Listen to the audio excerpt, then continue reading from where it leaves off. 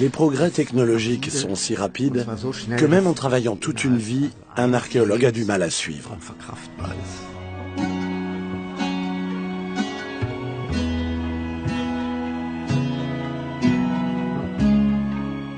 Nous avons pu localiser des milliers de nouveaux sites archéologiques, toutes périodes confondues.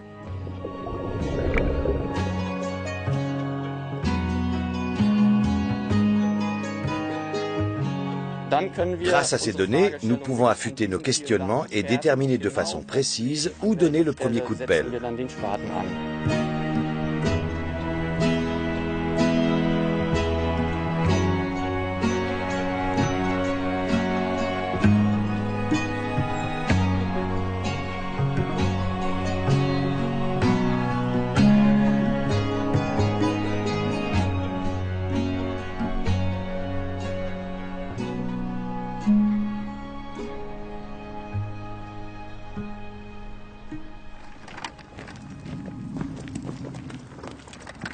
En archéologie, il arrive que la technologie dernier cri prenne l'allure d'une vieille charrette à bras. Tandis que les archéologues Ruth Boising et Rosanne Schott installent leurs instruments dans une prairie pour chevaux, à quelques mètres de là, leurs collègues préparent un dispositif à l'aspect nettement plus perfectionné. Cet instrument de prospection magnétique est très lourd, au point de devoir être tiré par une voiture. Ces deux appareils ont pourtant bel et bien la même fonction. L'un est plus imposant et peut donc explorer de plus grandes surfaces. Voilà tout. Les archéologues allemands et irlandais se sont retrouvés près de l'ancienne église du monastère de Skryne. Ces ruines pleines de mystères datent du XVe siècle. Mais comparées aux témoins immémoriaux qui constellent la région, elles paraissent presque récentes. Nous nous trouvons au nord-ouest de Dublin. La colline de Skryne fait face à celle de Tara, véritable sanctuaire irlandais qui abrite des monuments vieux de plusieurs millénaires. La région est également parsemée d'immenses tombes mégalithiques. Des constructions uniques érigées vers 3000 avant Jésus-Christ par des peuples qui n'ont rien laissé d'autre à la postérité que leur sépulture. Une reconstitution numérique permet de se faire une idée de l'intérieur de ces tombes, qui ont souvent été disposées selon des données astronomiques.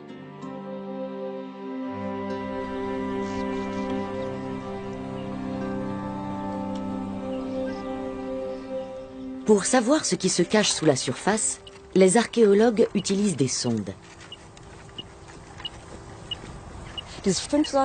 Cet instrument à 5 sondes a 2 mètres d'envergure. Il permet de couvrir une superficie de 2 à 3 hectares par jour. On peut donc obtenir des résultats exploitables pour nos recherches archéologiques assez rapidement. L'appareil de prospection magnétique de ses confrères, équipé lui de 16 sondes, est d'autant plus performant. Ici, il faut faire très attention. Si on confond les câbles, on risque de transmettre de fausses positions. Le meilleur moyen d'éviter ça est de vérifier que tout fonctionne correctement. Ici, l'objectif est de détecter des vestiges très anciens sans donner un seul coup de pioche. C'est ce qu'on appelle la prospection archéologique. Là, je connecte le magnétomètre à l'ordinateur. Ce dernier doit enregistrer toutes les données mesurées et nous indiquer, lorsque nous parcourons le terrain, les endroits où il faut fouiller.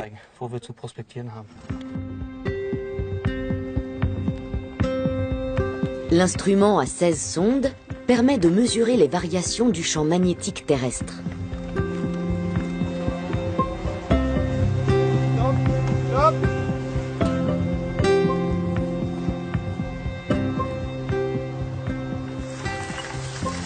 Je me demande vraiment ce que nous allons trouver ici. Ce paysage baigne dans une histoire qui a débuté il y a des milliers d'années.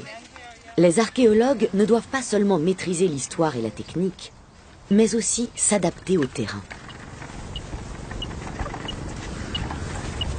Nous ne savons pas précisément quand cette église a été construite. Nous aimerions aussi en apprendre un peu plus sur la période antérieure au premier témoignage dont nous disposons. Des sources des 8e et 10e siècles évoquent la colline de Skryne comme étant un site funéraire.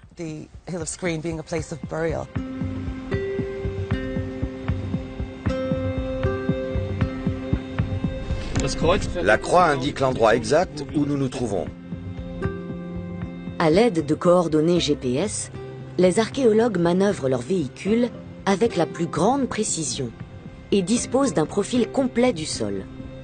Les sondes remorquées perçoivent les variations du champ magnétique terrestre déployé, tel un voile invisible dans le sol. S'il est perturbé par des murs ou des fossés, cette structure est modifiée. Voilà précisément ce que les sondes mesurent. L'ordinateur enregistre ces perturbations. Une structure disparue depuis longtemps apparaît comme une ombre surgie du passé. C'est fantastique. Ça a l'air formidable. C'est une prairie fascinante. Absolument fascinante. Ici, on voit des tranchées. Et là, c'est très vraisemblablement un système de fossés rectangulaires qui pourrait tout à fait être relié à cette église. Il y avait peut-être un hameau entouré de douves, chose qu'on ignorait jusqu'à présent. Nous sommes les premiers à le découvrir, après peut-être 700 ans. Où se trouve la communication avec l'église? L'église est là. En dessous, là, on dirait presque des fossés concentriques.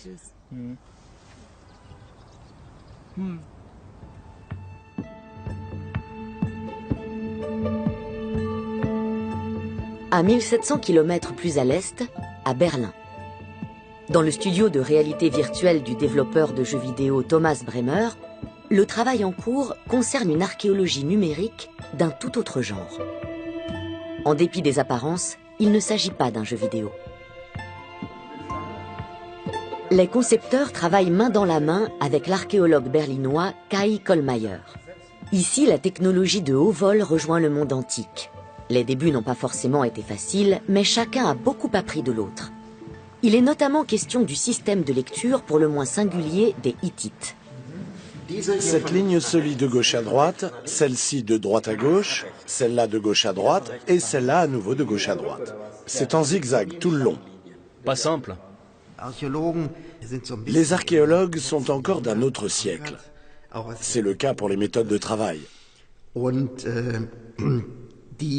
Et en ce qui concerne les progrès très rapides de l'informatique et de l'archéologie virtuelle, il faut d'abord que tout ça atteigne nos cerveaux.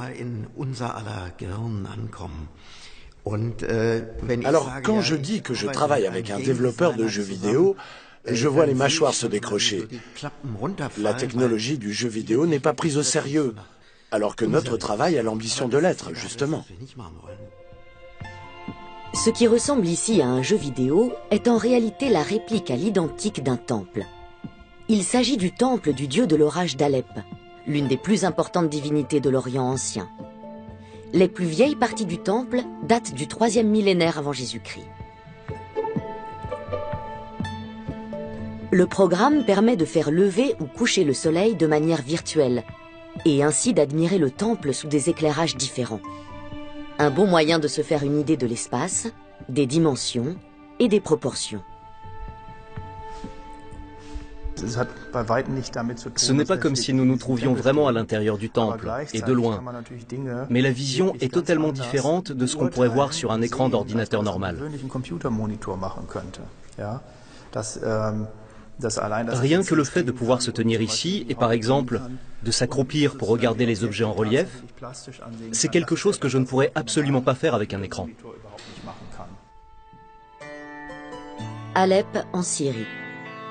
Le temple se situait au cœur de la ville, dans la vieille citadelle qui s'est retrouvée au centre des récents affrontements entre troupes rebelles et armées régulières. En 2015, la citadelle finit par être éventrée. 5000 ans d'histoire pulvérisée dans un conflit sanglant. Début 2011, l'équipe berlinoise de Kai Kollmeier scanne le temple d'Alep. La Syrie jouit encore d'une paix relative. Le professeur emmène donc des étudiants avec lui, et même sa propre fille. En dessous d'Emilia, vous pouvez voir une autre représentation du dieu de l'orage, perché sur son char. Il est représenté en guerrier. C'est quoi? C'est le symbole divin. Et ça? Des massues. Au début, la mission était surtout scientifique. Mais avec la guerre, les données récoltées ont soudain pris une dimension nouvelle. Nous nous sommes retrouvés avec une quantité faramineuse de données, et puis la guerre civile a éclaté. Il n'a plus été possible de se rendre sur place, et la question s'est posée de savoir ce que nous allions faire. Cela peut sembler presque cynique, mais ces données constituaient le socle idéal. Nous sommes le seul site de fouille du Moyen-Orient à avoir effectué des scans en 3 dimensions. Dans tout ce malheur, c'est une chance énorme.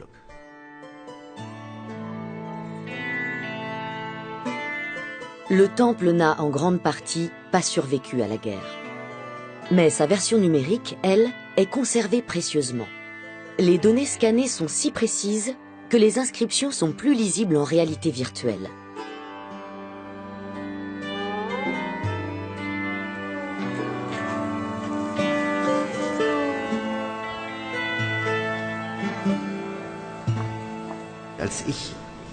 Lorsque j'ai appris à réaliser des fouilles, je n'avais avec moi qu'une feuille de papier et un crayon, c'est tout. Aujourd'hui, on peut utiliser un scanner qui est bien plus précis. Rien à voir avec la représentation sur papier. Et évidemment, ces nouveaux moyens soulèvent de nouvelles questions.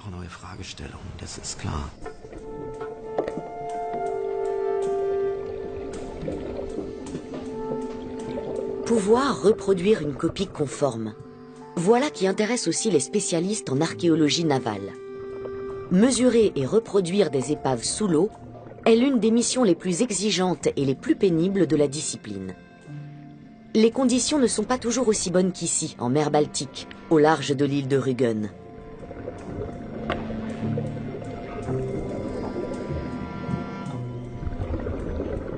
Le renflouement d'épaves gisant au fond des océans n'est mis en œuvre que pour des pièces d'exception, telles ce Kog, bateau à 1 mât et voile carré, de la Ligue hanséatique, restauré depuis 1972 au musée allemand de la navigation maritime de Bremerhaven. Pour en apprendre plus sur ce bateau de commerce datant de 1380, les archéologues ont réalisé une maquette numérique. La construction d'un bateau comme celui-là est extrêmement élaborée. Toutes les pièces en sont interdépendantes, si bien que quand vous en déplacez une, ne serait-ce que de 2 cm, c'est le bateau entier qui se déforme. C'est précisément pour ça que nous avons effectué cette reconstitution sur ordinateur. Elle nous donne une vue d'ensemble qui nous permet de voir instantanément d'où vient la déformation, sans avoir à faire le tour du vaisseau qui fait 23 mètres de long. Il suffit de déplacer virtuellement quelque chose et les éventuelles modifications s'affichent instantanément sous vos yeux. Les scientifiques ont notamment pu déterminer comment le Kog était manœuvré, et ce, sans même devoir le mettre à l'eau.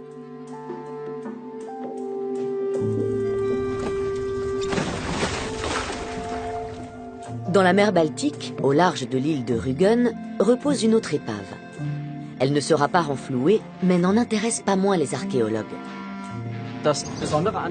La particularité de cette épave, c'est qu'elle date du milieu, voire du début du XVIe siècle. Nous en avons très peu de cette période, et selon une datation qui a été effectuée, les bois ayant servi à sa construction proviendraient de Hambourg.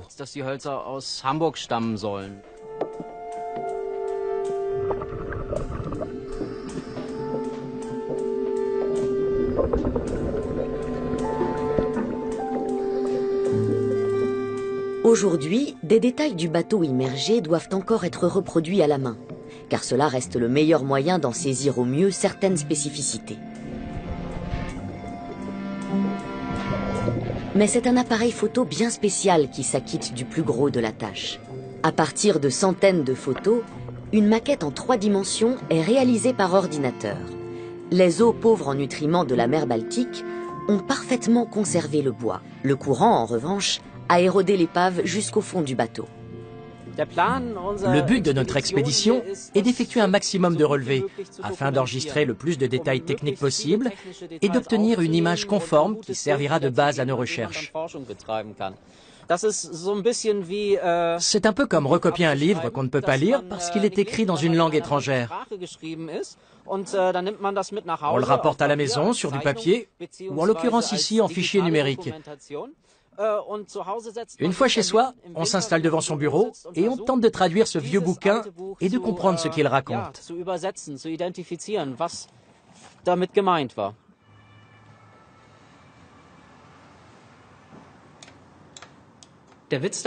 Ce qui est drôle, c'est que lors de la plongée, on n'a jamais une telle vision de l'épave, tout simplement par manque de visibilité. Là, on est en mesure de créer ce type de maquette, même si la visibilité ne dépasse pas 30 cm. Pour tout reconstituer, il faut veiller à prendre suffisamment de clichés qui se chevauchent. Et d'un seul coup, on découvre une image inédite. On y distingue par exemple les pierres servant à lester le navire de guerre, toujours disposées à fond de cale. Sans elles, la frégate n'aurait jamais pu transporter les lourds canons. L'un des joyaux de la collection du musée d'art islamique de Berlin semble insignifiant et sans éclat. Heureusement, les techniques numériques vont y remédier.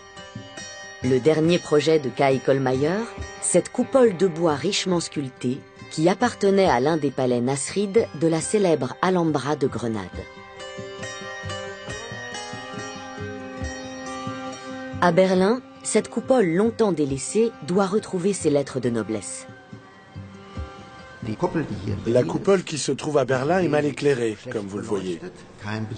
Dans de telles conditions, aucun visiteur ne peut l'associer à l'Alhambra. Il faut les réunir virtuellement. Il faut qu'on puisse avoir d'un côté l'Alhambra et de l'autre le musée berlinois, de sorte que le visiteur visualise où se trouvait cette coupole et dans quel contexte elle était visible. En 1891, le banquier Arthur von Gwinner rapporte avec lui la coupole en Allemagne, avec l'autorisation des autorités espagnoles. Gwinner possède alors un petit palais dans l'Alhambra qu'il a racheté à un chanteur d'opéra espagnol. Plus tard, il fera don de ce palais à l'État espagnol, mais conservera la coupole. Pendant un temps, elle ornera sa villa berlinoise avant d'être léguée au musée. Initialement, la coupole était dorée et partiellement peinte. Elle est composée de dizaines de petites pièces et a été sculptée dans du bois de cèdre et de peuplier. Une pièce ornementale digne des cieux. On nous a également dit que les bassins situés devant cette œuvre reflétaient le soleil vers la coupole. Simuler cela en fonction des différentes saisons et des différentes positions du soleil nous permettrait de confirmer qu'il y a bien un concept à l'origine de cette représentation, qui pourrait être un symbole du ciel. Pour reconnecter la coupole à son site d'origine, l'équipe de Kai Kollmeyer s'est rendue à l'Alhambra de Grenade avec tout son équipement. Sur place, elle a scanné la tour qui soutenait autrefois la coupole.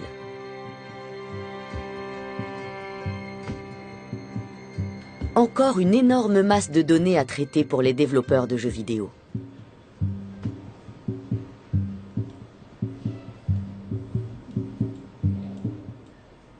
Les fouilles ne sont qu'un aspect de notre mission. Nous nous devons aussi d'œuvrer à la bonne conservation des biens culturels sur place. Et pour cela, il ne faut toucher à rien.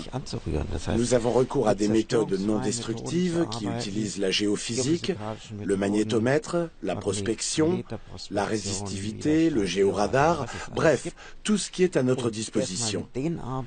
Les données doivent être traitées avant même d'envisager des fouilles. Dans de nombreux cas, celles-ci ne sont même plus nécessaires. La vallée de la rivière Boyne, au nord-ouest de Dublin, abrite des tumulus parmi les plus spectaculaires d'Irlande.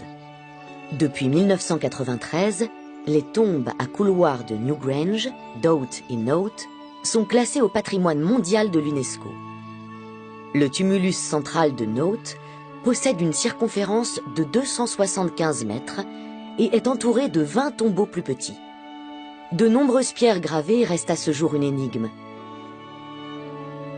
Bien des légendes entourent ces imposantes collines, celles de héros, d'elfes et de rois vivant parmi elles. Les trois sépultures de Note, Doubt et Newgrange se touchent.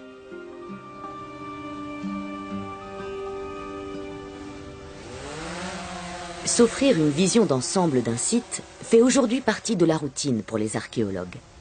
Les drones sont équipés d'appareils photo et fournissent les données pour les maquettes créées par ordinateur.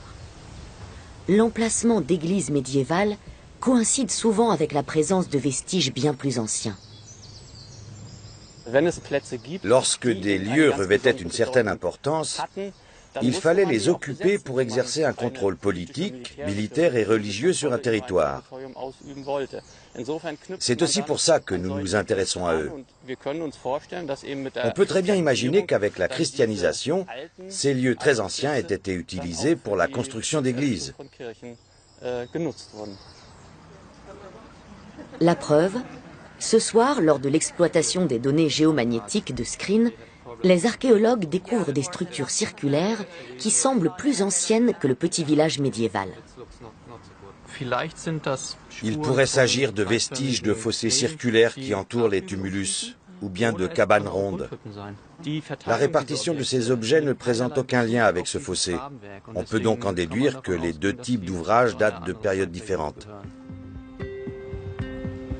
Repérer des vestiges enfouis sans avoir besoin de creuser, cette méthode était à l'origine réservée aux armées. La plupart de ces technologies n'ont pas été développées spécifiquement pour l'archéologie. Par exemple, certains procédés géophysiques reposent sur la mesure de variation dans le champ magnétique. À l'origine, ils servaient à la détection des sous-marins qui perturbaient le champ magnétique terrestre sous l'eau. C'est une méthode qui a été légèrement modifiée pour pouvoir être utilisée en archéologie. Axel Posluchny est entouré de vestiges archéologiques. Il travaille sur le Glauberg, un oppidum proche de Francfort. Ce plateau montagneux a été colonisé par l'homme il y a des millénaires. Les Celtes en particulier ont imprimé leur marque sur la région. Aujourd'hui, on sait que le plateau a été entouré d'une impressionnante muraille autrefois. Étant donné le fort dénivelé, elle ne pouvait servir uniquement à la défense. Elle était donc surtout là pour faire étalage du pouvoir et de la magnificence des princes celtes. Ici, tout commence au néolithique, à l'époque des premiers cultivateurs et éleveurs de l'ancienne province de Vettéravie. L'âge précis de ce tout premier site reste encore à déterminer. Il appartient à ce qu'on appelle la culture de Michelsberg. Ensuite, l'histoire se poursuit jusqu'à la fin de l'âge du bronze. À partir de l'âge du fer, vers 500 avant Jésus-Christ, les premières populations que nous pouvons appeler celtes se sont établies ici. Ce sont ces gens qui, les premiers, ont construit des fortifications sur ce plateau. En 1988, un simple cliché aérien conduit à l'une des découvertes archéologiques les plus spectaculaires en Allemagne. Depuis des décennies, les archéologues utilisent les photos aériennes pour détecter des structures dans le sol. Mais cela n'est possible qu'après une longue sécheresse. Dans ce champ de céréales, on distingue assez clairement des contours plus foncés. Cela indique qu'à cet endroit, les céréales ont bénéficié d'une humidité plus importante. On peut donc en déduire qu'en dessous se trouve un fossé qui retient mieux l'humidité. Au pied du Glauberg, la tombe d'un prince celte a été découverte, profondément enfouie dans le champ. Le tumulus qui en faisait partie avait depuis longtemps été emporté par les charrues. Suite à cette trouvaille, le tertre a été recréé et derrière la colline, un musée a vu le jour. Aux abords du tombeau, une statue en grès grandeur nature a été mise au jour. Elle était ornée de chaînes et d'anneaux et se trouvait dans une fosse avec des fragments d'autres statues. Il s'agit du fameux prince celte coiffé d'une surprenante couronne. Dans la tombe du prince, les archéologues ont retrouvé une chaîne en or, la même que celle que porte la statue de grès. Aujourd'hui, c'est une évidence pour le visiteur. Le prince de pierre du Glauberg représente un homme qui a vécu il y a plus de 2500 ans. Le corps trouvé dans la tombe était lui aussi coiffé d'une étrange couronne, tout comme la statue.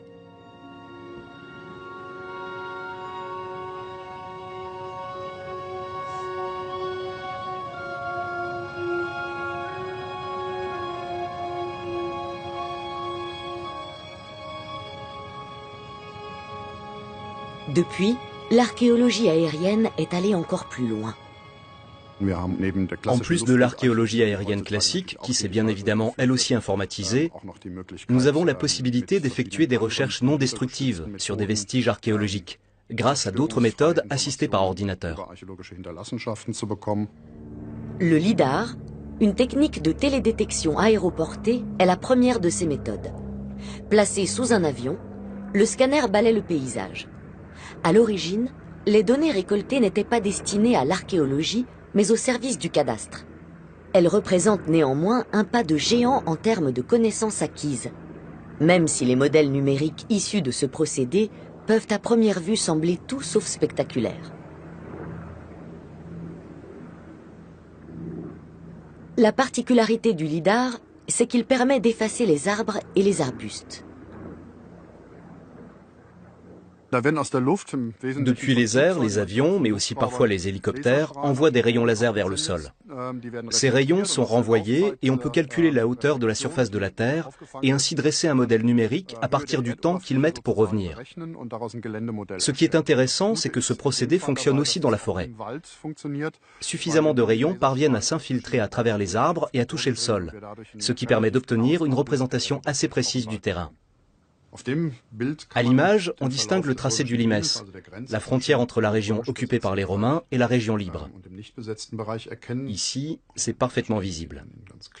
Et là, se dressait sans doute un mirador.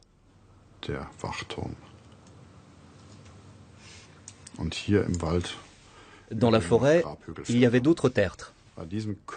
Ici, il pourrait en théorie s'agir d'un tumulus qui a déjà été fouillé. Je dirais au hasard vers le XVIIIe siècle.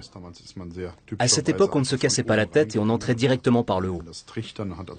C'est ce qu'on appelle la méthode de l'entonnoir. Elle laisse de petits trous en haut, au sommet du tumulus. Cette trace circulaire suggère que c'est ce qui a pu se produire ici aussi. Axel Posluszny a découvert un imposant tumulus non loin de la tombe du prince celte. Une fois dans la forêt, ce minuscule point sur le scan est difficile à identifier en tant que tombeau. Notre passé se trouve là, juste sous nos pieds. Sauf que nous ne pouvons pas le voir. L'archéologie numérique est là pour rendre visible l'invisible. Ce n'est pas le seul tumulus que nous ayons trouvé dans les environs. Il y en a encore au moins 3 ou 4. En Allemagne, le LIDAR est un procédé qui est très largement employé pour l'archéologie. Dans la Hesse, il nous a notamment permis de trouver d'autres remparts circulaires. Un collègue qui effectue des recherches systématiques très fastidieuses dans tout le Bade-Württemberg a également pu découvrir des milliers de nouveaux sites archéologiques datant de toutes les époques.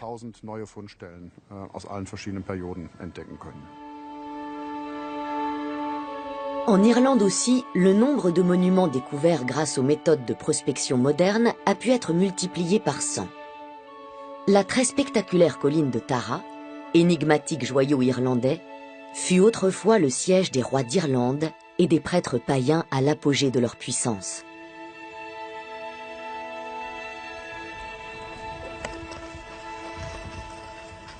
La colline de Tara dégage une magie qu'on perçoit bien par ici.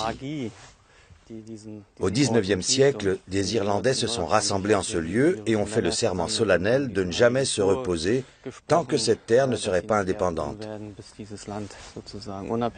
Ils n'ont certainement pas fait ça pour rien. Des druides peuplent aujourd'hui cette terre. Le soir, on peut les entendre jouer de la harpe. Ici, les chrétiens ont bâti une église.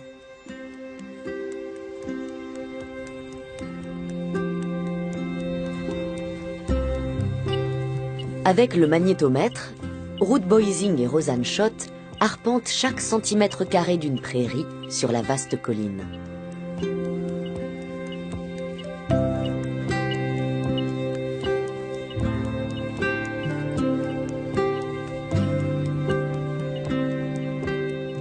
À Tara, il y a toujours quelque chose de nouveau à découvrir.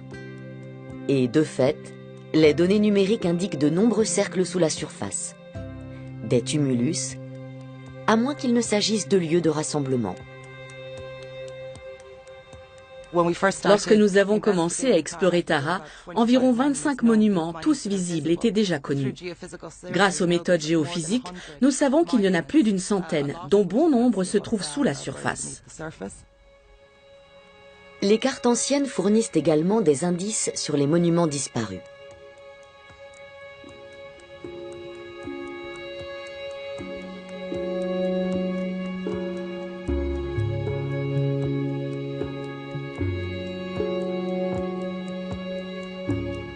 Ne connaissant pas l'écriture, le peuple de Tara a consigné son histoire dans le sol et façonné un paysage sacré qui est à décrypter. La profonde tranchée qui creuse la colline était probablement une voie processionnelle. Sur le scan du lidar, elle apparaît distinctement. Elle menait directement à l'intérieur du Ratnari, le fort des rois, entouré d'un grand mur d'enceinte. Il s'agit de la voie processionnelle que le roi élu empruntait pour atteindre le sommet de la colline de Tara, afin d'y être intronisé. À droite comme à gauche, des talus ont été aménagés. Ainsi, le regard des marcheurs était orienté vers ce qui importait le plus aux yeux du bâtisseur. Chose intéressante, il y a toute une série d'ouvertures le long de la voie, grâce auxquelles on bénéficie d'une vue imprenable sur les monuments les plus emblématiques, en particulier les tumulus. Preuve que les bâtisseurs de la préhistoire s'y entendaient en matière d'effets visuels. Ce que je trouve également très beau, c'est que lorsqu'on se tient ici, on a une vue magnifiquement dégagée sur le paysage qui entoure Tara, ainsi que sur un bon nombre des montagnes et des collines où se trouvent d'autres monuments. Il n'y en a pas autant que sur celle de Tara, qui est unique en son genre, mais il y a plusieurs monuments isolés qui sont probablement liés entre eux. La colline de Ward abrite elle aussi un sanctuaire énigmatique. Des étudiants de Dublin effectuent des fouilles à des endroits précis. Selon la légende, c'est dans la colline de Ward qu'Halloween, fête païenne célébrée le soir du 1er novembre, puise ses origines. Effectivement, les étudiants trouvent un grand nombre d'ossements d'animaux, comme si à cet endroit, des gens s'étaient régalés autour de copieux banquets. L'archéologue irlandais Stephen Davis a exploré la colline. Ici, la prospection magnétique n'a rien apporté, pour une raison très simple. Le problème, c'est qu'ici, la prospection magnétique est obsolète à cause des grands feux qui ont rendu le sol très magnétique. Tous les instruments réagissent et on ne distingue plus rien du tout. Avec la résistivité, en revanche, on peut voir que la grande colline derrière moi était entourée d'un mur de pierre. C'est la raison pour laquelle nous fouillons ici précisément. Nous avons creusé une petite portion de la colline avec le mur de pierre au centre. La prospection électrique consiste à mesurer les variations de la résistivité du sol, ce qui permet ensuite de créer une image. Encore un procédé de la caisse à outils de l'archéologie virtuelle. Grâce à cette méthode, il est possible d'identifier les différents murs et fossés du site. Des fêtes rituelles se sont-elles réellement tenues la nuit du 1er novembre, avec des feux de joie? Des indices semblent étayer cette hypothèse. Là, c'est une couche de matériaux calcinés.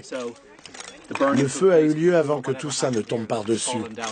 La couche portant des traces d'incendie va jusque là-bas. Nous pensons à des feux de joie. Mais ce n'est qu'une théorie selon laquelle ces feux remonteraient pratiquement à l'âge du fer. D'après des témoignages du Moyen-Âge, des prêtres et des druides se retrouvaient ici et allumaient de grands feux. Mais ces sources dateraient de 700 ans après les faits, donc nous les prenons avec une certaine circonspection. En tout cas, il y a de nombreuses traces de feu ici. Alors qui sait ? En plus des tombeaux et des lieux de rite, les bâtisseurs de ce site ont laissé les dépouilles de leurs rois assassinés. Ces corps fossilisés se trouvent au Musée national d'Irlande, à Dublin. Les tombeaux et leurs occupants sont les uniques témoins de ces anciens Irlandais qui ne connaissaient pas encore l'écriture.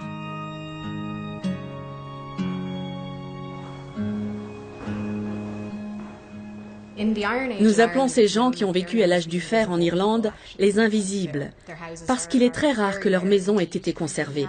Nous avons peu de preuves de leur existence. Nous savons beaucoup de choses sur leur rite funéraire, mais malheureusement très peu sur leur quotidien. Les corps fossilisés ont fait l'objet d'analyses scientifiques. On sait que les rois étaient replets et n'accomplissaient pas de rudes besognes, ce qui leur a parfois coûté cher. Si la météo ou bien la récolte était mauvaise, s'il y avait la guerre ou que la peste revenait trop souvent, c'était la faute du roi. Les gens disaient que le lien entre la nature terrestre et spirituelle était rompu. Et au bout du compte, le roi était souvent remplacé. L'analyse des corps suggère un étrange rituel. Sucer les mamelons du roi était un rituel exécuté lors de l'intronisation.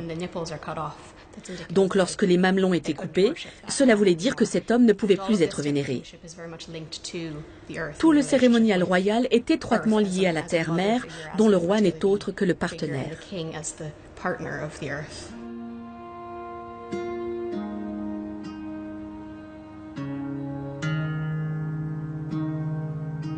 Certains des corps fossilisés renfermaient dans leur estomac des fruits qui ont pu être mangés après les premières gelées, des prunelles.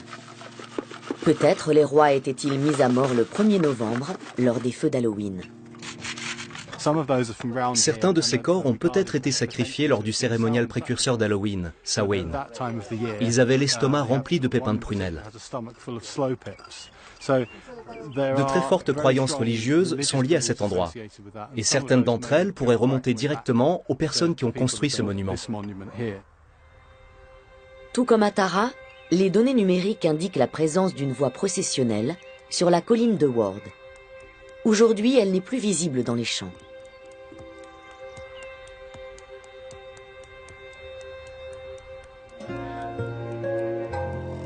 Il en était de même sur le tombeau celte du Glauberg.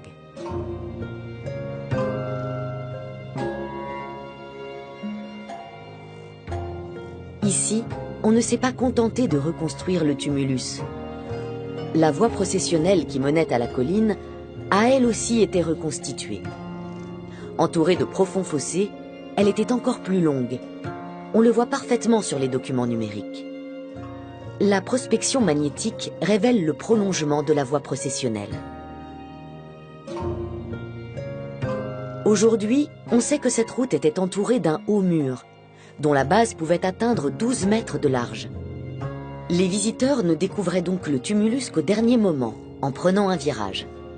Les chercheurs pensent que le tertre était même blanchi à la chaux. Comme en Irlande, ces monuments étaient également disposés de façon à obtenir un effet d'optique et orientés d'après des critères astronomiques. Ce n'était pas une route qui suivait un itinéraire précis d'un point A à un point B. Elle était orientée selon l'orbite la plus septentrionale de la Lune. C'est un phénomène astronomique qui se produit tous les 18,6 ans.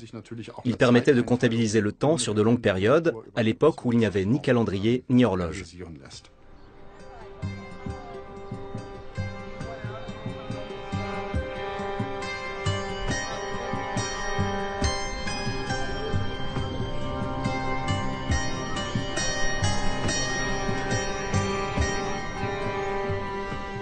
L'Alhambra à Grenade est l'une des plus grandes attractions touristiques d'Europe.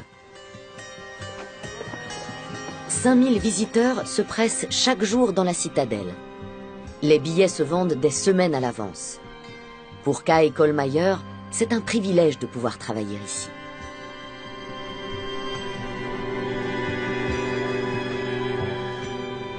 Kai Kohlmeier et son équipe s'activent depuis des jours dans le Palacio del Partal, la villa qui a d'abord appartenu à un sultan, puis à un chanteur d'opéra, avant d'être racheté par un banquier allemand.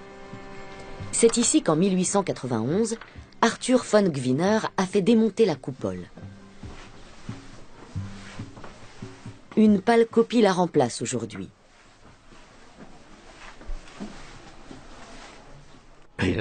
C'est une expérience formidable, parce qu'on peut vraiment comprendre comment la coupole était placée à l'origine.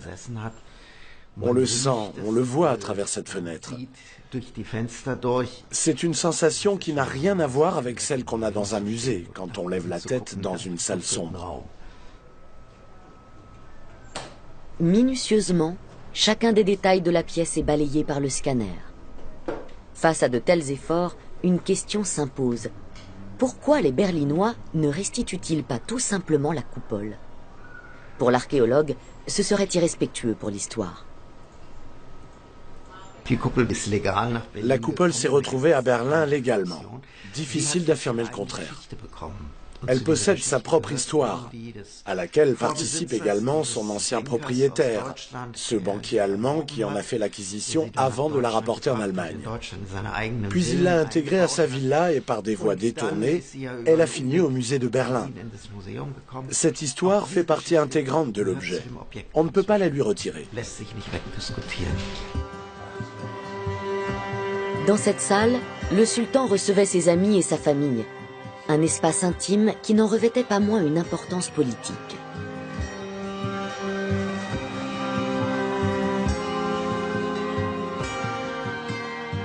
Cette reconstitution numérique laisse imaginer son lustre d'antan.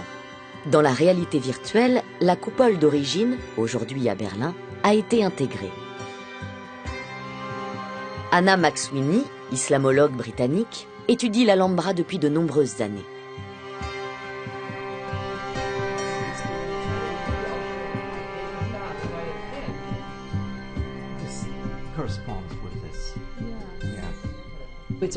C'est un lieu de rencontre, d'où on peut admirer tout Grenade, ainsi que l'ensemble des autres palais.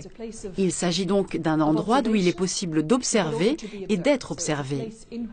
D'ici, le sultan Mohamed Ier, qui est à l'origine de la construction de l'Alhambra, pouvait être vu tout en contemplant la ville. La coupole de cette salle est l'une des plus anciennes pièces de l'Alhambra, probablement réalisée aux environs de 1320. Elle trône au-dessus de la pièce, et lorsqu'on sait qu'il s'agit de la place du sultan Mohamed III et de ses descendants, on peut y voir une sorte de couronne à l'intérieur de cette tour. À mon sens, elle avait aussi une fonction symbolique. Il est inconcevable que 5000 visiteurs défilent chaque jour dans cette petite salle. Le point de vue du sultan et sa précieuse coupole resteront donc à jamais fermés au public.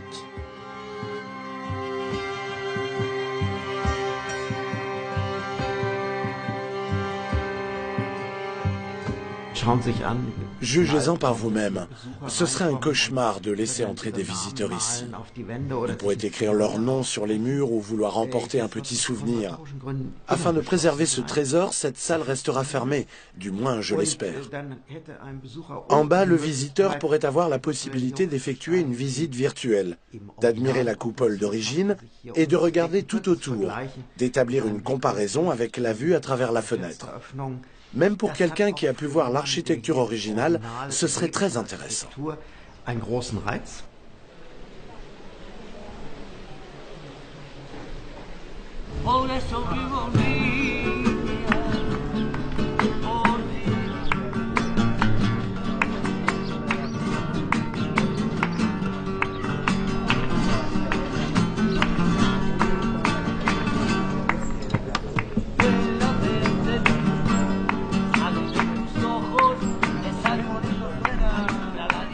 Lorsque les murs sont trop hauts pour le scanner, un autre procédé est utilisé, la photogrammétrie.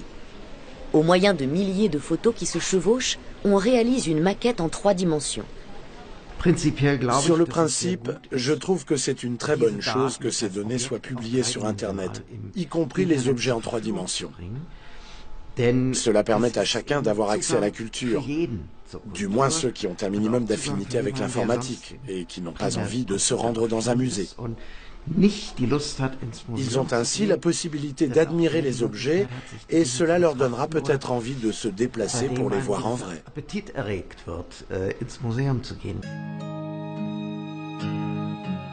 En Irlande, on va encore plus loin. De nombreux objets déjà scannés peuvent être vus sur Internet par un public de passionnés.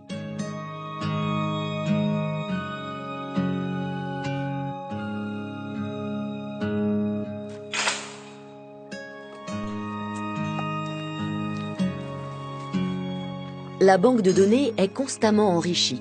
notamment par Gary Devlin. Il travaille pour le Discovery Programme irlandais. Aujourd'hui, il arpente les prairies de Skryne, déjà explorées par Knut Rassmann. Il souhaite scanner une pierre des plus étranges. La prairie de Skryne se trouve juste en face de la colline de Tara. Là-bas aussi, on peut y voir une pierre similaire qui porte le nom de Lia Fall, la pierre de Fall. Si nous nous intéressons à cette pierre aujourd'hui, c'est parce que nous pensons qu'elle pourrait revêtir une certaine importance pour la colline de Tara. Comme vous le voyez, cette pierre est située pile entre Skryne et Tara. Elle présente également des similarités avec la pierre de Fall qui se trouve au sommet de la colline de Tara. Donc aujourd'hui, nous allons la scanner pour créer une représentation numérique de cette pierre.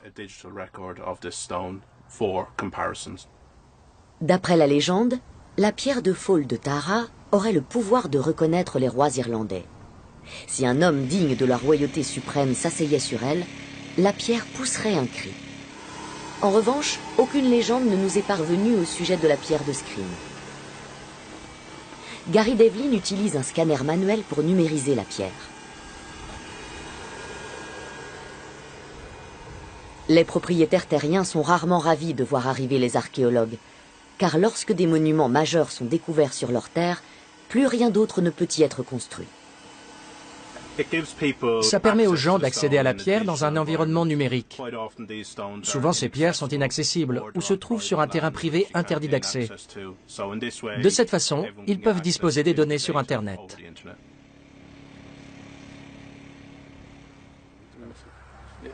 Avant que les archéologues allemands ne rentrent chez eux, ils prélèvent encore quelques échantillons de sol qui remplaceront avantageusement les fouilles.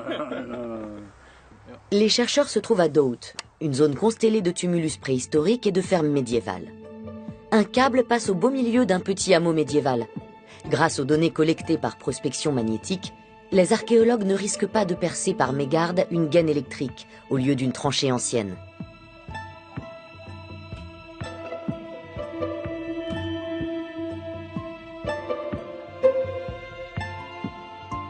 Ce qui change lorsque je commence à exhumer des objets, c'est que je sais déjà énormément de choses sur ce site.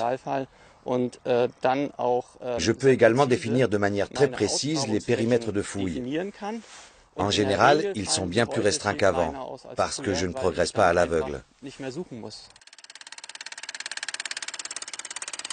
Les archéologues forent à un endroit où ils soupçonnent la présence d'une fosse à ordures.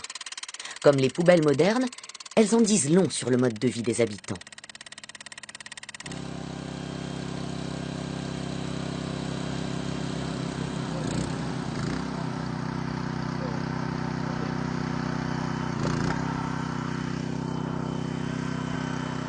Les techniciens se rendent tout de suite compte qu'ils sont au bon endroit.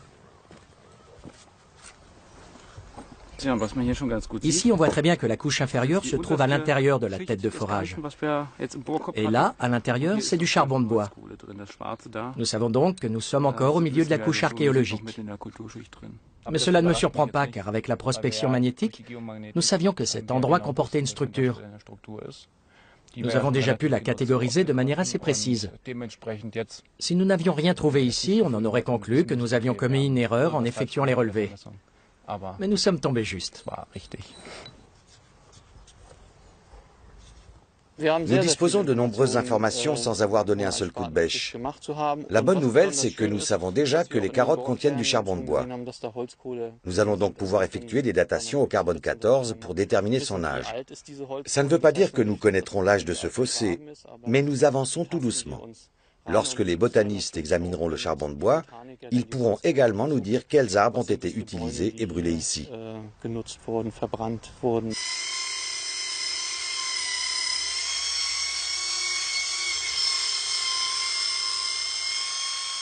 À Francfort, les échantillons de sol sont soumis à de plus amples analyses.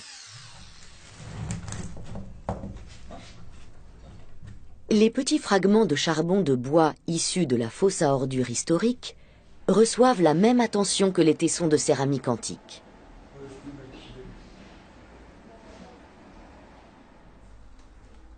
Puis l'échantillon est bombardé par des rayons X est réduit à ses composants chimiques.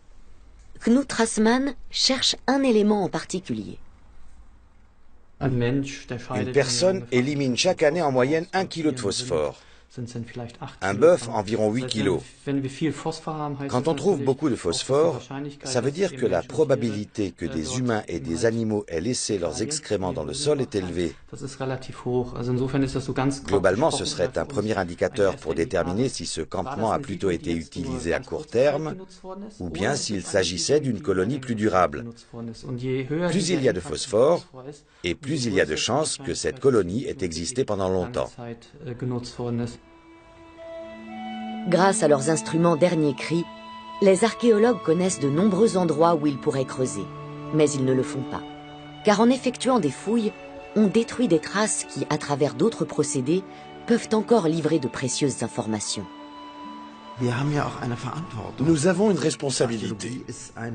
L'archéologie est une ressource limitée. Les sites ne repoussent pas. Et ce qui est déterré est également soustrait à la recherche. Malheureusement, c'est quelque chose d'inhérent à l'archéologie. L'archéologie numérique est l'avenir de la recherche sur le passé.